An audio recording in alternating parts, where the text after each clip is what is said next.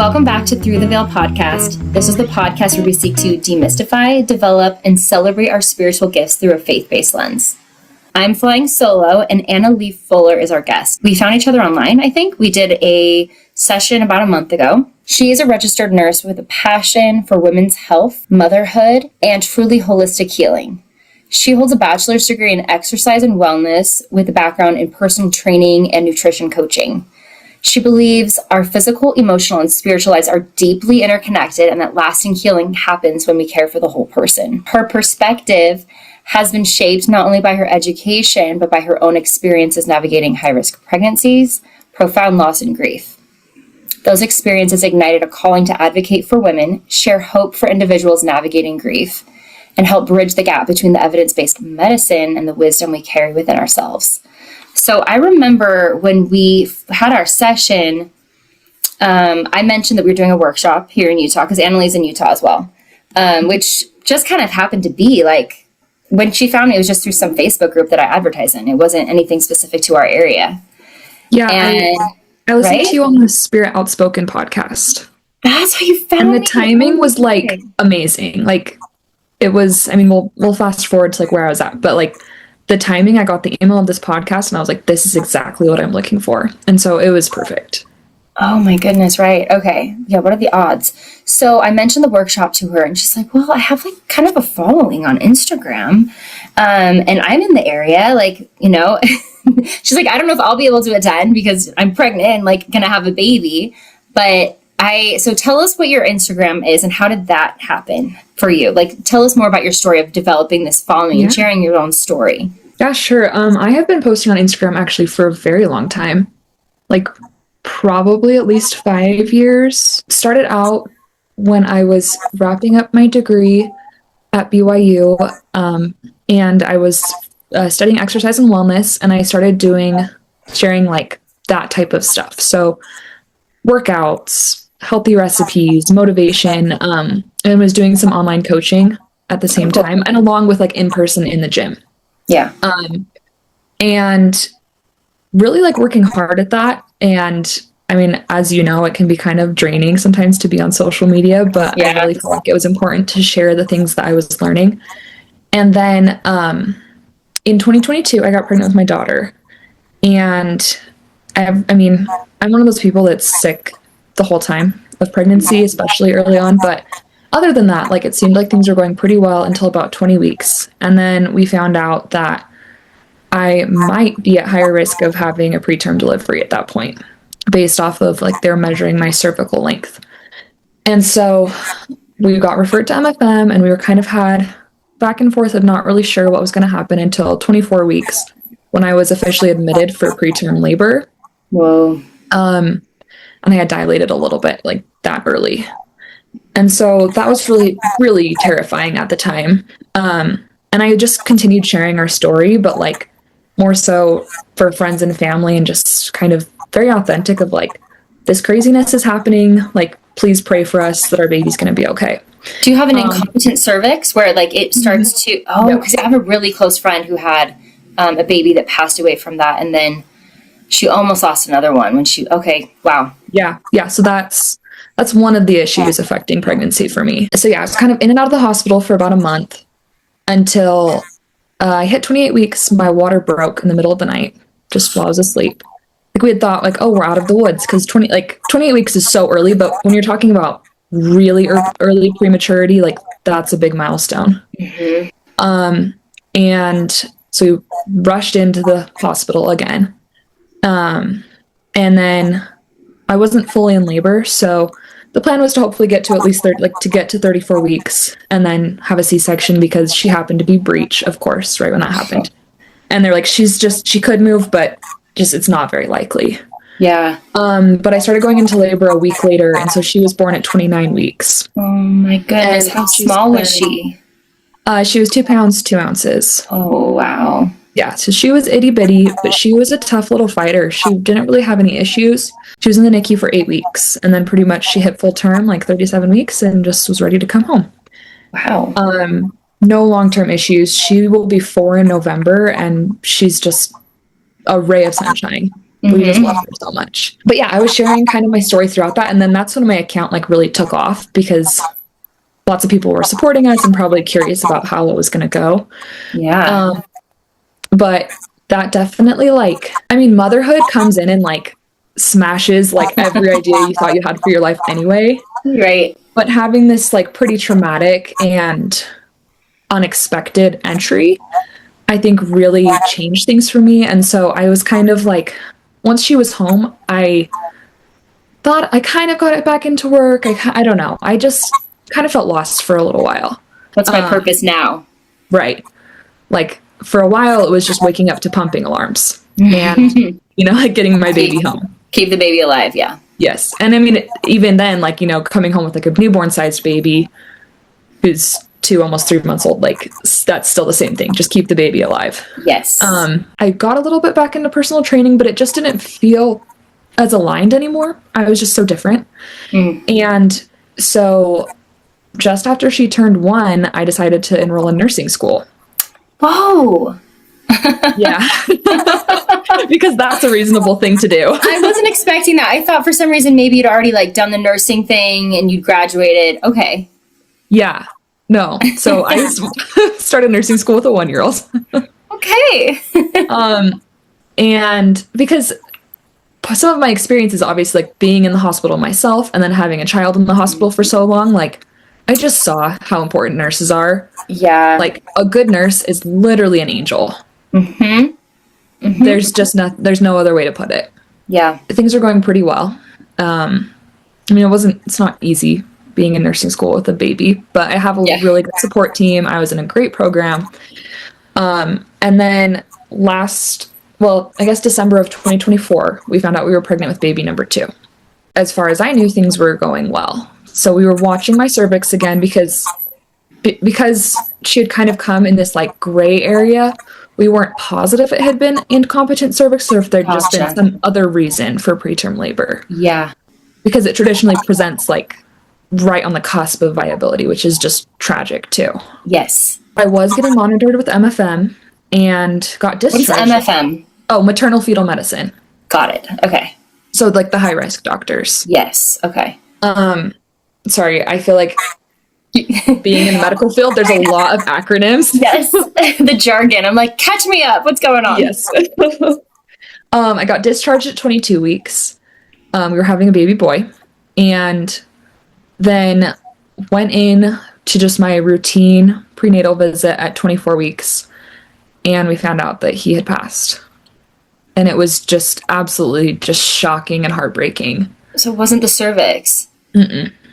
Oh my goodness. We had really no idea why. Like it was so unexpected that it was like at the end of the day, maybe 4 p.m. And so my husband was with me, thankfully, because I feel like it can be hard, like especially after you have multiple kids, like they're not always there all the time. Right.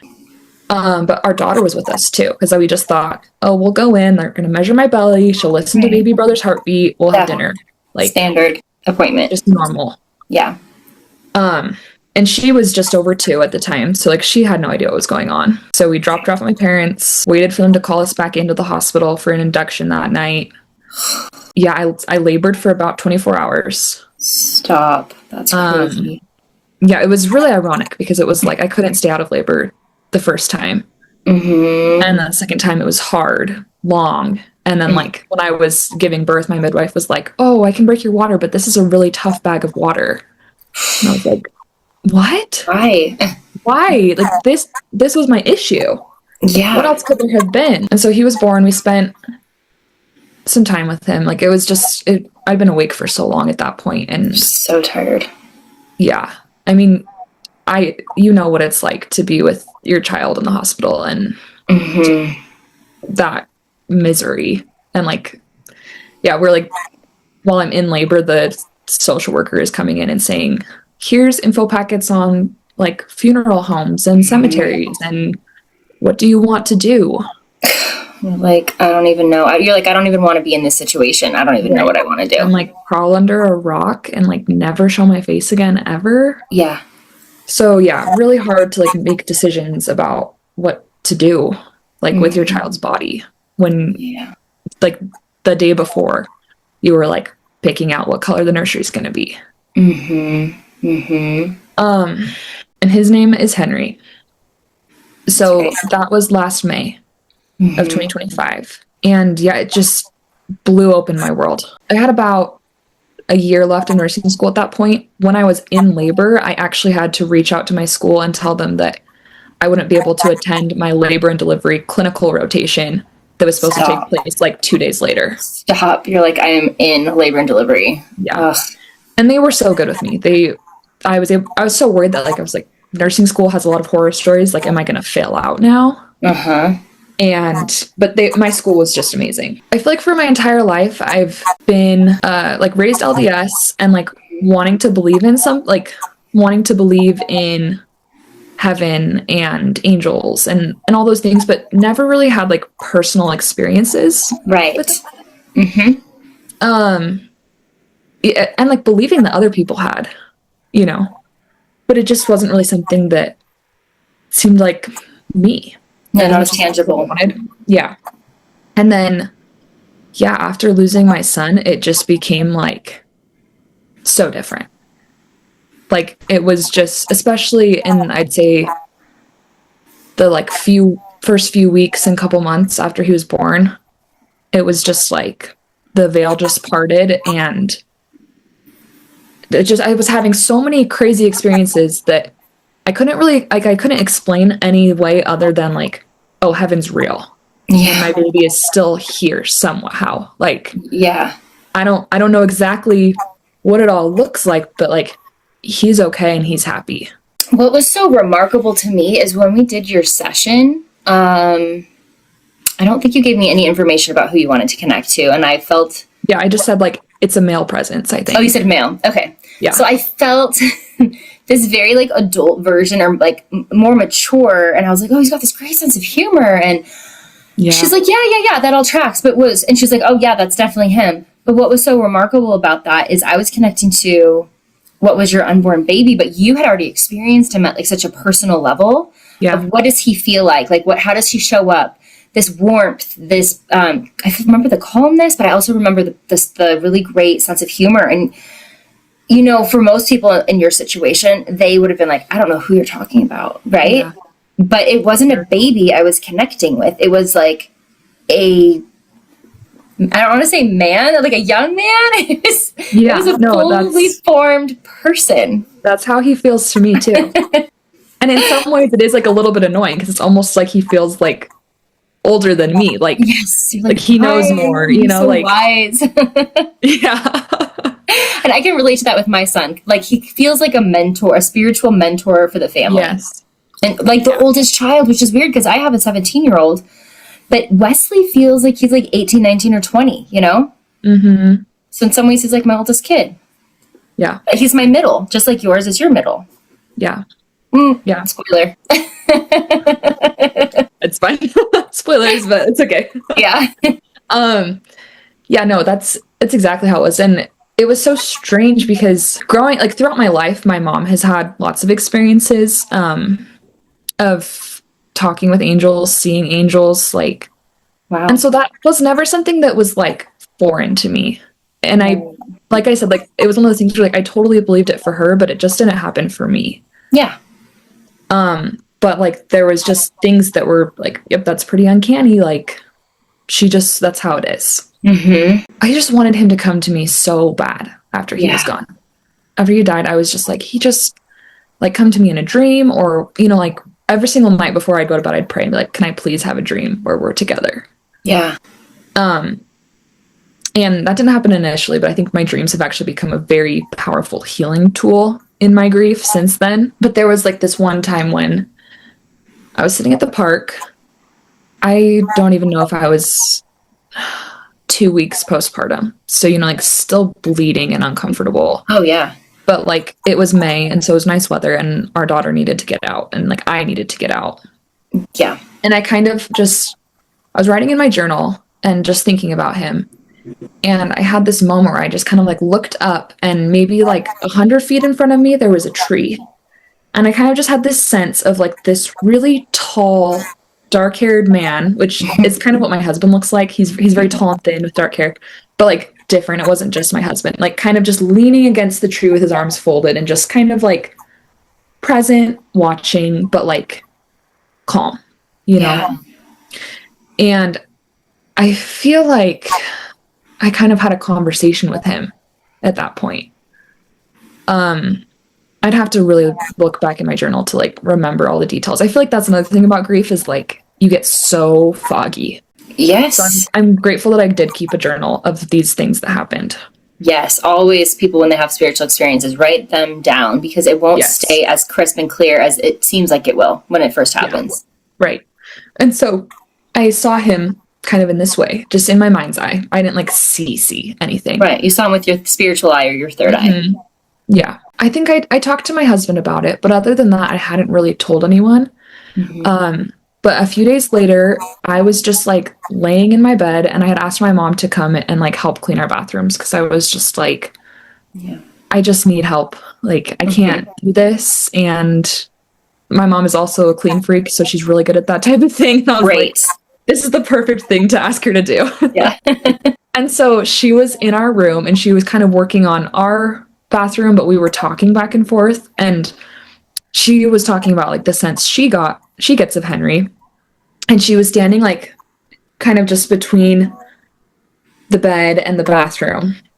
And she just kind of like looked at me and she was like, yeah, like he definitely seems like older, mature, and like he's kind of, and she just like walked back slowly and like leaned, she's like, he's just kind of like this. And she just leaned against the door frame. Oh my gosh.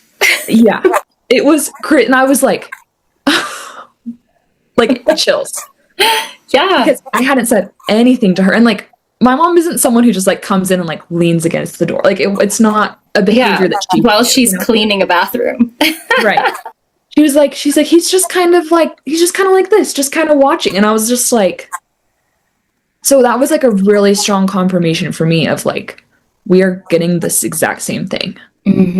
That's crazy. I was going to ask you, what did your mom get? Like, were they, did they have crossover? But it sounds like they do.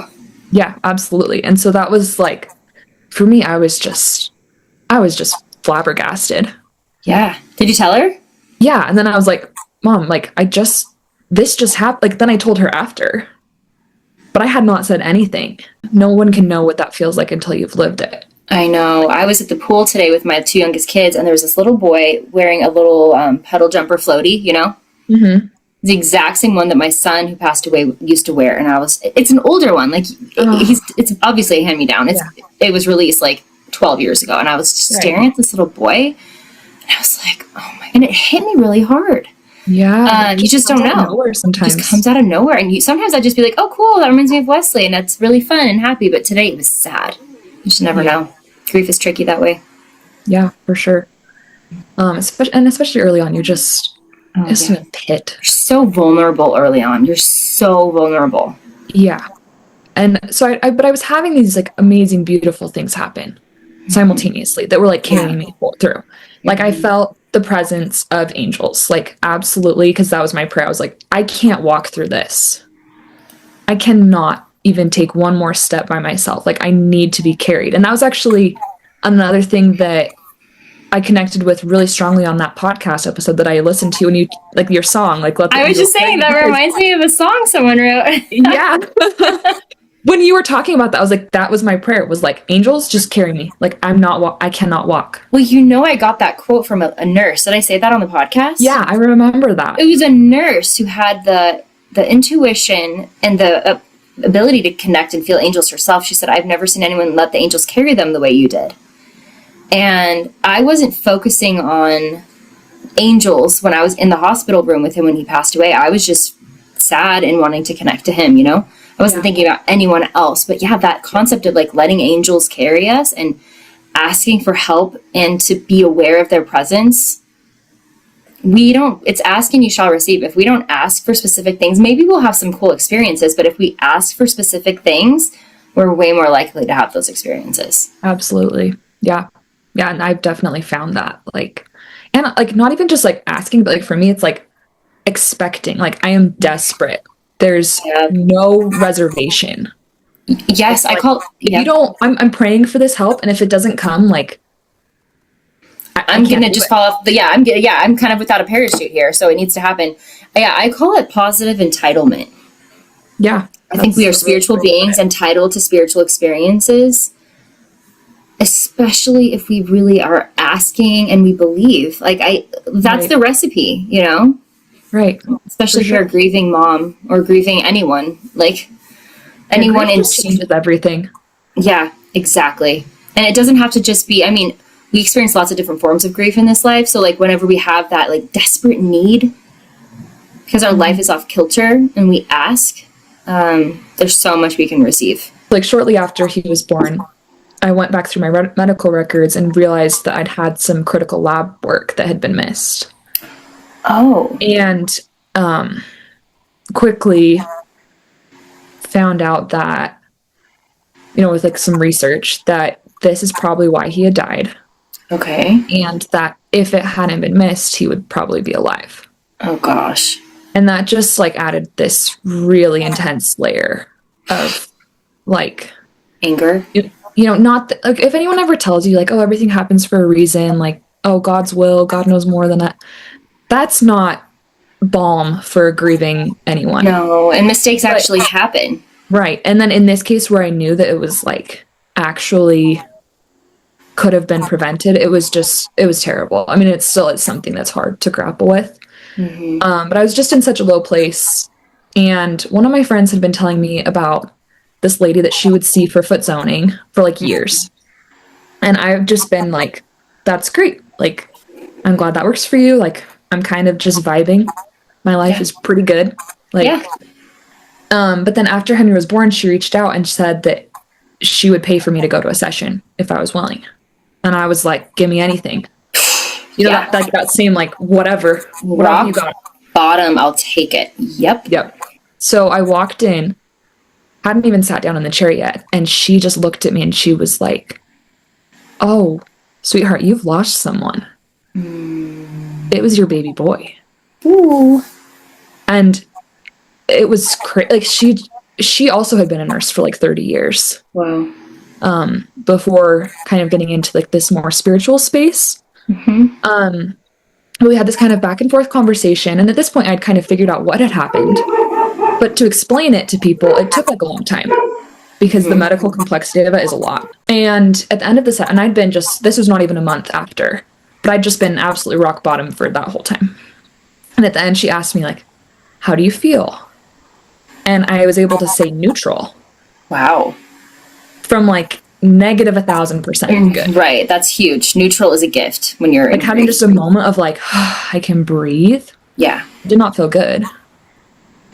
And so that just like, I walked out of that and I was just like, what just happened? And part of me too was like, well, I post a lot of stuff on social media. Like, did she just stalk me? Like I reached out to my friend and I was like, did you tell her about me? Is she on Instagram? Like, and she was like, I'm pretty sure she's not on social media at all. I didn't tell her anything, but like nothing would surprise me from her. Like that, you know, she'd had experiences, maybe not on that level, but wow. And so I was like, okay, well, this helped. And so I kept going. Yeah. I still go somewhat regularly, not quite as often because I am kind of in a better place most days. Yeah. And yeah, it opened my eyes up to this entire other world of like, can you have spirituality that is not just like what you're taught in Sunday school? Yeah, I mean, because up until that point in my life, I don't know, like I heard what the right answers were, and I kind of assumed that if something didn't click for me, it was really just a me problem. Mm-hmm. And I just needed to figure it out. But then suddenly I'm finding peace and finding connection and finding connection with like Heavenly Mother. We just did an episode about that. This idea of, because you know, when I'm deep in my grief and I lost my son, the God that I like mostly have been taught to connect with, like I'm like, I don't need a dad right now. Yes, I hear you. I need a mom. I need a mother who knows what it's like to lose a child. Yes. Yes, you are like quoting me from the last episode. Of course. I have an experience I share about how Heavenly Mother came to me on my son's first birthday after he passed away, where I could not find any relief. I was just bereft. And she showed up out of nowhere and helped me feel like that motherly love that I needed so badly. Right. Yeah. So yeah, I had experiences like that too last summer. I don't know. I feel like I've found a lot of connection with her specifically like in nature. Beautiful. And like the symbolism of the tree of life has like become so much more to me. Just has made such a big difference in the way that I approach life. I still miss him every single day. And I still wish he was here. Like you were talking about seeing your son's puddle jumper. Like we were at the park a few weeks ago and there was a little girl there with a baby brother who was probably about the same age as Henry would be. And I was already having kind of a hard day. Yeah. And I literally just had to turn around with like tears streaming down my face just at a public park. And in the pain of that, it just continues. And I think it will just be part of me, even though it's typically softer. Yeah. Than it was earlier on at this point. Even though, yeah, it still does sometimes just hit like shockingly hard.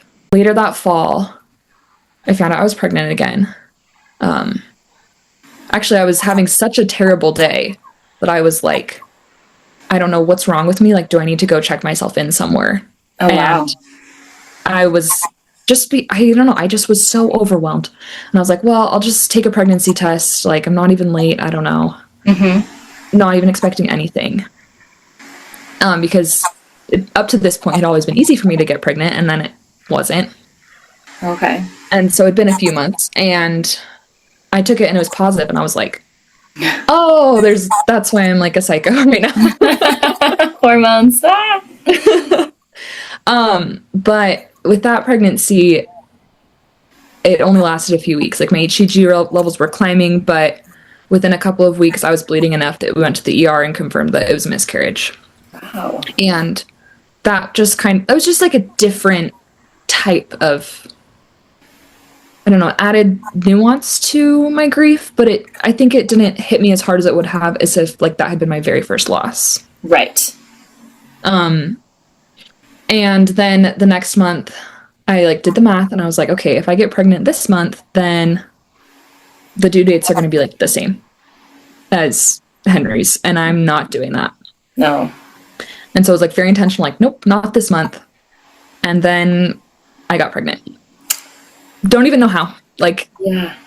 Like being aware of my fertile windows and stuff has always worked for me with family planning until now. Huh.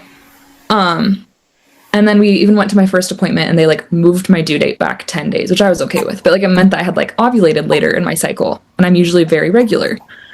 So I don't know really how that all worked out, but it did feel like, okay, this like someone else was pulling the strings here. And right, like, meant to be. I was trying to be in control of this and this is how it worked out. Yeah, now I'm currently 35 weeks pregnant with another baby boy. And so it's been on the same timeline. I mean, now I'm more pregnant than I've ever been because my previous record was 29 weeks. That's so true. Do you feel huge? You're like, this is actually how big people get? Yeah. Yeah, I told my husband I feel like an upside down turtle most of the time. Like if I recline back more than like 30 degrees, I'm like, I'm stuck. Yeah, so then with this baby, we knew that there was a 50-50 chance of him inheriting the same blood type that Henry had had and potentially being at risk for the same disease, needing really intensive treatment, like weekly infusions to basically tamp down my immune system, and on top of just ultrasounds and potentially blood transfusions in the womb. Holy cow. And it would just be insanity. And then typically babies make it to about like hopefully 37 to 38 weeks and then you just induce. And then they need like a couple more months of follow-up, sometimes some blood transfusions post-birth, but then like after that they're just completely healthy and normal. Whoa. So it we kind of were going into this, like, we don't know how this is going to work out. But this baby didn't get that blood type. He won the coin flip. Yeah, I know. He won the coin flip. He was a boy. So we were super thankful about that. And I have just the most amazing doctor this time around. Like, she is another angel. Absolutely. I don't know how I could be doing this without her. And that's been another thing that's been kind of stressful, like the anxiety of this pregnancy after loss. It just basically never stops. Yeah, that makes sense. At this point, I'm pretty ready to just have him here and have my eyes on him and be like, you are breathing. And are you getting induced at like 37 weeks, 38 weeks? Yeah, I'll be like almost 38 weeks. Okay. Yeah. If we make it that far, I'm still at risk of, we're taking the stitch out this week. Okay. So I could go into labor after that. Uh-huh. Most people go into labor about 2 weeks after. So we'll see. Yeah, I'll have to keep an eye on your socials. Yeah. So as you've reached out and shared your story and other moms have messaged you, and like, what do you feel like are some things you've learned about this community of moms that are grieving? Or like, what have been some big takeaways for you as you've connected with this community? Yeah. So, like, we have so much in common. And you might feel a little bit like crazy at times. And like, I don't know, I've kind of just embraced the crazy. Like, for me, I'm like, if that's what it takes to feel like, to survive this and to feel like I have a connection with my son, or just the depths of feeling my feelings, maybe I am a little bit crazy. I don't know. And that's okay. Like, but also, like, I've found so much peace from connecting with other women who have gone through loss, and like, just the comfort. And that's really why I post on social. I mean, like, it's kind of like my own outlet, but it's really about like sharing with women, like, we're not alone in our grief. And whether that's pregnancy loss or some other kind of loss, like, we're not alone. And I really think the only way that you can get through it is with help, whether that's angelic help or like people on the other side who have walked through this path. Yeah. You would never wish it on your worst enemy. Ever. Right. No one else. You would never want anyone to know the way that you feel. But the fact that other people do feel that way, it also was like, okay, like, I'm not the only one. And I love it when I get messages every single week, like multiple of moms reaching out saying it's been a long time or recently that they lost their baby, and what I shared helped them feel less alone. And like, just for that, it's worth it for me. Yeah, 100%. So if someone were to come to you and be like, hey, I haven't had any spiritual experiences with my baby that passed away, like, what would you say to her to help her know that it's possible, or to give her some tips on what to do to get started? Yeah, that's such a good question. I feel like everyone's different. But for me, what has really helped a lot has been practicing meditation. I've kind of done it on like a low level for lots of years for just like stress relief. Getting really into meditation. And it's a skill that kind of needs to be honed.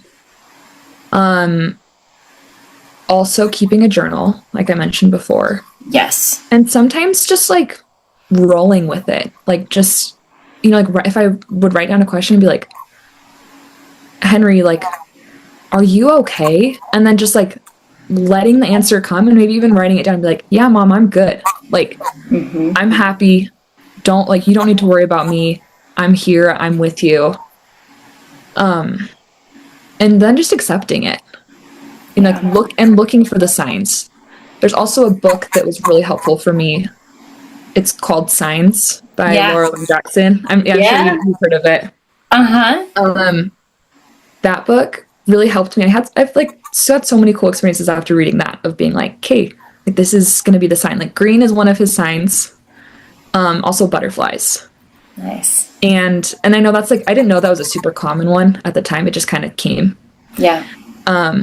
But like, just like, ask for it, and I think we sometimes put so much energy on like doubting it, being like, well, is this real? Like, or like, like the opposite of the entitlement you were talking about. Like, oh, well, like, who am I? Like, Right. why would I be cool enough to know to connect with my baby? Or, Yeah. you know, but just like, you know what? I'm their mom. Exactly. Like, and I didn't have to do anything. You don't have to do anything to be like worthy of taking a breath. Like, you know, you don't have to do anything to be worthy of being the spiritual being that you already are. And I think that has been a huge awakening for me, and something that I would just love for other moms to know. Yeah, it's not like you have to have the spiritual gift since you were 5 years old. Like, it can be something that newly shows up after a loss. Mm-hmm. Yeah, absolutely. Yeah. Wow. Laura Lynn Jackson. So that book was really interesting for me to read, because that book actually led to me doing what I do now and giving people sessions and readings and connecting to their loved ones. I didn't even know that Christian mediums existed. I thought all mediums were scams and they were connecting to like lower level spirits. I just thought it was a scam. And even though I knew I could connect to my son, and even though I knew that my mother-in-law had come to me asking me to give messages to people, I still thought like the industry of psychic mediumship was just kind of a scam. And so I'm reading this book and I'm like, oh, she's this like really lovely Christian woman. And it blew open my eyes to the possibility of people actually having these gifts and using them for good. From a faith-centered place. And then I also read another book written by a survivor, or her husband was a victim of 9/11, and she received a free session with a medium, as did all the other families. And she said and she's very Catholic, she said how healing it was for her. She was very skeptical going in. And I think it's so important that people know, like, people do have these gifts, and it can be rooted in Christianity. It can be rooted in people that have, I think Laura Lynn Jackson, is she Catholic? I can't remember, but she's definitely like, comes from a church-going Christian background that's more traditional. And she knew she was different. She had these gifts, and so she learned more about them, and now she helps others. But yeah, it's really beautiful. And I learned a lot from that book. Yeah, no, I totally agree. I mean, and I think that like, if we're trying to become Christ-like and we're asked to be like his hands, and we access like that power, I don't think it makes sense to me with where I'm at for there to be a restriction. Yeah. You know, I think that God wants us, and like the angels in heaven, like they want us to connect with them. Totally. It just makes more sense to me. Yeah. Then like, don't do anything like obviously like have discernment just like you would in anything in life. Like even what pizza place you're going to go to, you know, you're going to look at the reviews. You're going to, if your friend recommends it, you're going to be like, hey, like, you know, like it's different. And yeah, I totally agree. Like, I feel like our session was so validating, and it was like, yep, like this is real. Like, yeah, this is real. This is what it is. Well, okay. And I know you have to go, but one more point. You talked about Heavenly Mother and the Tree of Life. I was reading about the Tree of Life, in the LDS Book of Scripture, the Book of Mormon, there's this whole like vision and allegory of this Tree of Life. And, I was reading it. I was was I even working as a medium yet? I don't think I was. I think I was still studying, under Elle, my co-host. And I was thinking about it, and maybe I had just started doing professional sessions, but I was still feeling like very, I felt so different, you know, like not only am I using these gifts professionally as a Christian, but coming from a conservative Christian background, like I do, it just felt like, what would people say if they actually knew what I did for work besides just being a grief coach? And I'm reading this story, and it talks about people eating the fruit and tasting it. And it's the most delicious thing to the soul. It's so beautiful. And then other people that have chosen not to to journey to the tree and eat the fruit are kind of looking at them in disgust and judging them. And they look around and they felt ashamed, and some of them walked away from the tree. And the spirit talked to me in that moment and said, Camille, these spiritual gifts that you've been given are like the fruit of this tree. Don't taste the fruit and know how amazing these gifts, like how they can impact lives in such a beautiful, profound way. Other people that have lost their children, like you have, need this fruit. They need to know that these spiritual gifts and this connection is real. Don't look around after tasting that fruit and having, let's say, like an incredible session with someone and feel ashamed and wonder what other people might think of you or what they would say. Like, kind of like, shame on you, Camille. Like, you need to stop wondering what other people would say and just stay in your lane and taste the fruit. Don't leave the tree. Absolutely. No, and I feel like in some ways it kind of becomes easier to do that when you've already walked through profound loss.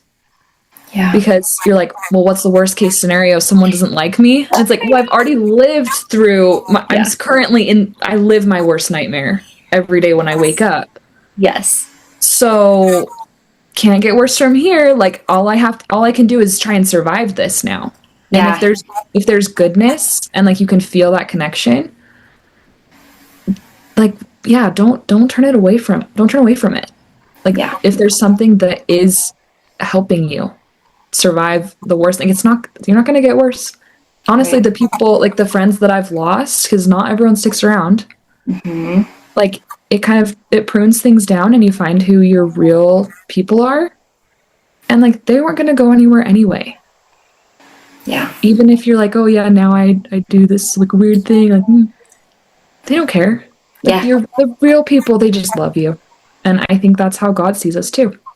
Yeah, we could do a whole other episode on like how having a loss kind of prunes your friendship circle on its own, right? Yeah. That's a real thing. Annalee, thank you so much for being here with me today. Thank you so much. And I love this conversation because it really sucks being part of this club where you've lost a child, but I do feel like there's a lot of camaraderie among those that have had deep losses like this.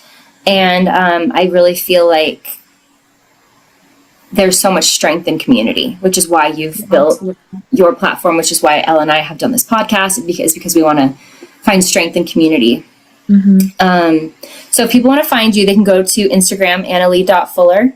Yep. Okay, awesome. Well, thank you so much for being here. And if you guys want to go follow her on Instagram, and you can stay tuned for this new baby coming. So this is exciting.